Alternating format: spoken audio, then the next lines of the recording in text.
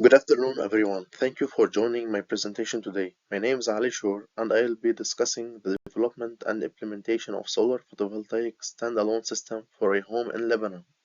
Solar energy production has grown sustainably due to its environmentally friendly nature, cost effectiveness, unlimited supply, and versatility for diverse applications. It can be harnessed either by capturing sunlight heat for thermal applications or by converting sunlight directly into electrical energy using photovoltaic technology.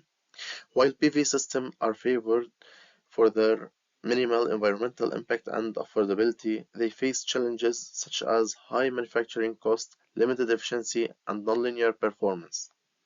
The efficiency of solar energy systems is influenced by factors like temperature, solar radiation, cell purity, sunlight exposure, and shading.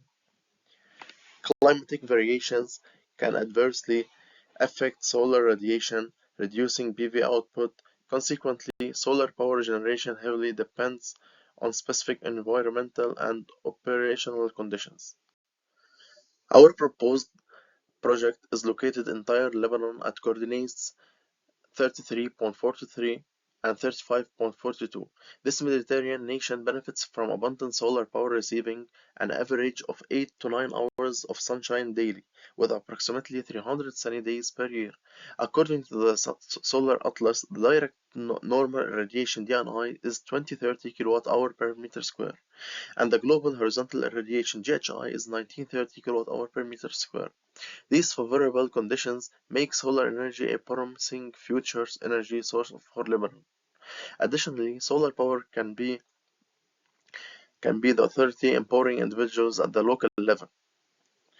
The peak sun hours represent the average daily equivalent hours of total solar energy received, varying by the location and the tilt angle. Estimating the load is crucial for planning power systems, especially for off-grid renewable energy systems like DC microgrids. These type of applicants used to determine the required load and the size and the cost of the microgrid, as shown in the table.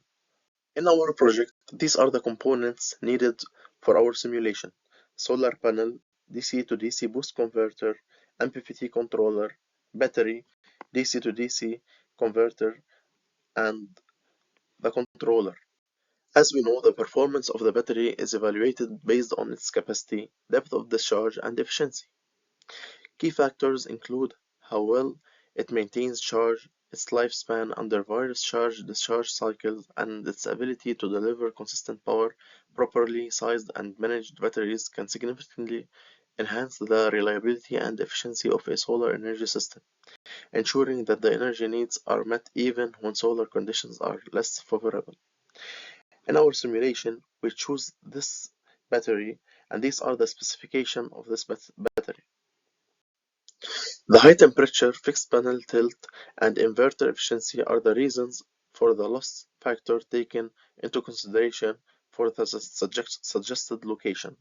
As you see, we use this factor while we are calculating the solar panel sizing, and this is the specifications for the solar panel that we use in our simulation. As you know, optimizing PV panel orientation is a key to maximizing energy production. The azimuth angle, which is the compass direction panel face, should generally be south in the northern hemisphere for optimal sunlight. The tilt angle, which is the angle from the horizontal, should match the latitude of the location, or to be like adjusted seasonally. Proper orientation ensures panels capture the most sunlight, boosting overall efficiency. In our situation, because the place is in Lebanon, which is like should always be towards the south. Here some specification of the chosen IoT data logger. The primary objective of this project is to obtain, as you know, a low-cost IoT data logger for a remotely installed standalone solar PV system. The microprocessor and calibrated digital sensors are included in the data logger. The sensors collect data and send it to the computer throughout a direct serial connection or directly to an IoT server. where it is seen and analyzed. Appropriate software and weather data platforms are utilized to store, display, and process the acquired data. After implementing the data logger, as you see here, these are the results from the data logger for our simulation. The same load, the same efficiency. As you see, these are the production monthly for the solar system. The sensors collect data and send it to a computer throughout a direct serial connection or directly to the server, where it will be analyzed and then it will be published and made as a graph representations. As you know, in our project, we will use the DC-DC boost converter to optimize the performance of the solar system. The DC to DC converter optimizes the power output from PV panel by adjusting the voltage, which boosts the efficiency. They use switching techniques to regulate the voltage and current, ensuring the PV panel operates as its maximum power point using the MPPT technology. This adjustment minimizes energy losses and maximizes the electrical output from the PV system, improving overall system efficiency. As you see here, the circuit of the DC to DC boost converter, and there's two states. On state, which includes the inductor, is the only receiver and act as a storage for the power produced by the PV module, and in this state, the capacitor carries the storing energy to the load, while in the off state of the switch, now the power is carried from the PV module to the load and passing through the inductor and the diode. The inductor voltage becomes, in this case, the difference between the source and the output voltage. As you know, in this study, the boost converter links the load with the PV module, adjusting the output voltage via the digital cycle. The maximum power point tracking optimizes energy generation by adjusting the input impedance to match the load impedance of the PV module. And the MPPT determines the ideal duty cycle for the boost converter, ensuring the PV system operates at its maximum power output and enhances overall energy efficiency. We can see the incremental conductance method is used for the maximum power point tracking in photovoltaic system. It operates on the principle that, that at the maximum power point, the derivative of the power with respect to the voltage is zero.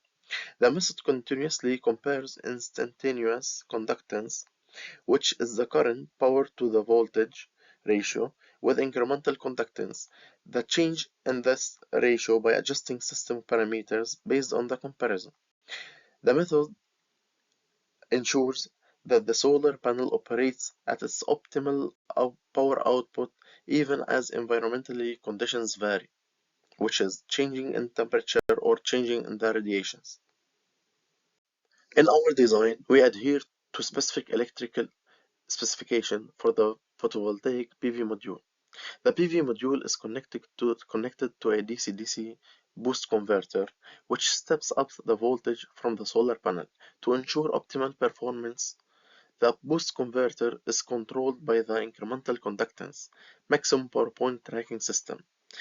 This approach continually adjusts the converter setting to maintain the PV system at its maximum power output, regardless of changes in sunlight temperature. The electrical specifications have been followed in the diagram of the PV module under consideration. The PV module is connected to the DC-DC boost converter as you see in the figure. As you see in the following graphs, we can see the variation of the current and the power while the irradiance was changing. We are seeing the radiance changing from 600 watt per meter square to 1000 watt per meter square at t equals 0.1 seconds, and from 1000 watt per meter square to 700 watt per meter square at t equals 0.3 seconds, and finally at 900 from t equals 0.6 seconds. As you see, throughout the simulation period, the temperature was kept constant at 250 Celsius. You can see the variations of the current, how it decreases, and how the power increase till a certain limit, which not exceeding 1 kilowatt per meter square. And in here you can see the results of the current and the voltage versus the time. These figures illustrate PV array terminal current and voltage in response to this change of irradiation and a constant temperature. It is worth noting that the load voltage is greater than the input voltage since a boost converter is used, as it can be visible that the current of PV was higher than the load current, and MPPT controller converted this current into the same amount of voltage. As a result, voltage become higher and current become lower, as illustrated in these figures in the voltage and in current graphs below, but the amount of change remains same for both values. Under the same conditions, irradiance and temperature, as you see in this figure can show the power measured at the PV panel input and load or output power generated. In conclusion, the purpose of this work was to study and assess the MPPT approach based on the incremental conductance method. The model of the PV module used in PV simulation system was built using the electrical properties of the module. Following the successful implementation of the PV model, the DC-DC boost converter was developed. The final models are combined with the MPPT algorithm to complete the PV simulation system utilizing the MPPT approach. Numerous scenarios can be used to simulate the accuracy and efficiency of the MPPT algorithm execution. The setup's performance was recorded and the irradiance was changed to simulate the various weather situations. But since the temperature was maintained constantly, there is room for more research. Thank you so much.